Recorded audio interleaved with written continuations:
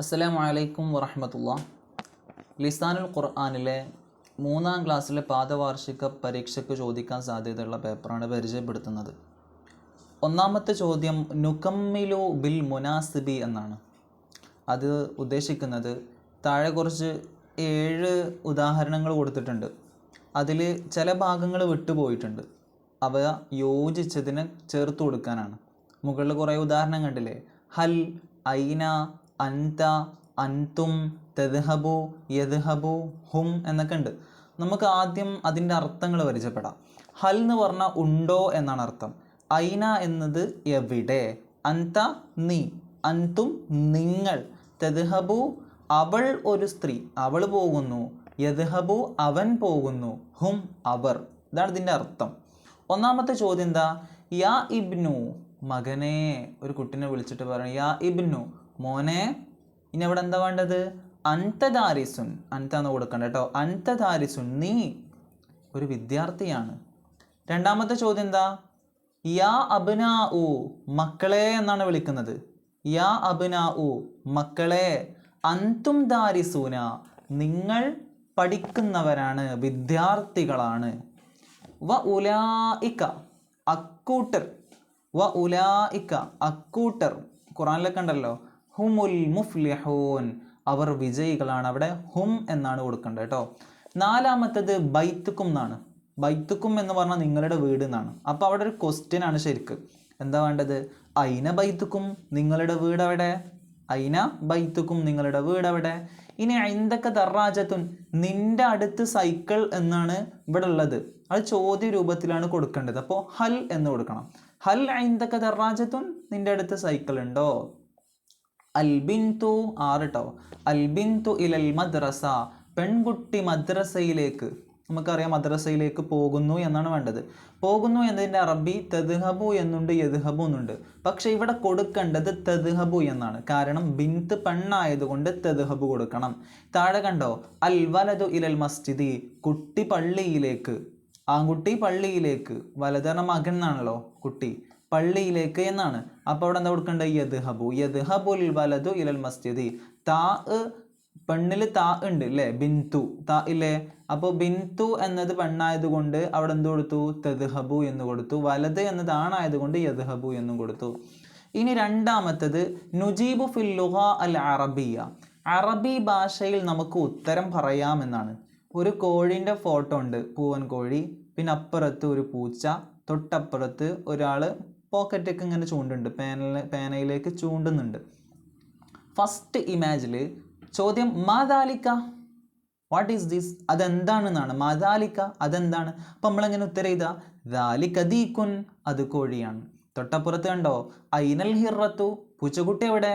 ശരിക്കും പൂച്ചക്കുട്ടി എവിടെ? മരത്തിൻ്റെ മുകളിലല്ലേ. അപ്പം എങ്ങനെ ഉത്തരം ചെയ്താ? അൽ ഹിറത്തു അല ഷജറ അൽ ഹിറത്തു പൂച്ച അല ഷജറത്തി മരത്തിൻ്റെ മുകളിലാണ്.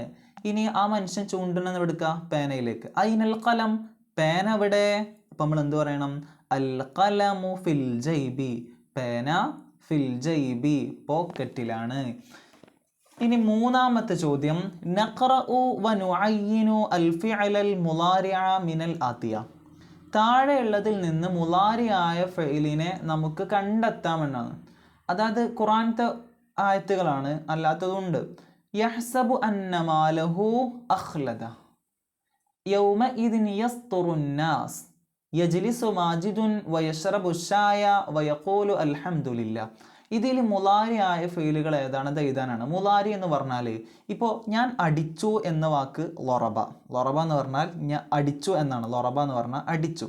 ഇനി അടിക്കും എന്നിങ്ങനെ പറയാം യദ്രിബു. അപ്പോൾ വരാനിരിക്കുന്ന ഒരു കാലഘട്ടത്തെ അടി കിട്ടിയിട്ടില്ലല്ലോ, അടിക്കും എന്നല്ലേ പറഞ്ഞത്, അതിന് വരാനുള്ളതാണല്ലോ. അപ്പോൾ ആ കാലത്തെ സൂചിപ്പിക്കുന്നതിനാണ് എന്ത് പറയാ? മുളാരി എന്ന് പറയാം. അടിച്ചു എന്നത്, അടിക്കുക എന്നത് മാലിയും അടിക്കും എന്നത് മുളാരിയുമാണ്. ഇവിടെ യഹ്സബു ഒന്നാമത്തേതിൽ യഹ്സബു എന്നത് മുളാരിയാണ്. അതുപോലെ യസ്തുറു രണ്ടാമത്തേതിൽ യസ്തുറു എന്നത് മുളാരിയാണ്. മൂന്നാമത്തേതിൽ യജ്ലിസു എന്നതും യശ്റബു എന്നതും യഖൂലു എന്നതും മുളാരിയായ ഫീലാണ് കേട്ടോ, മറക്കരുത്.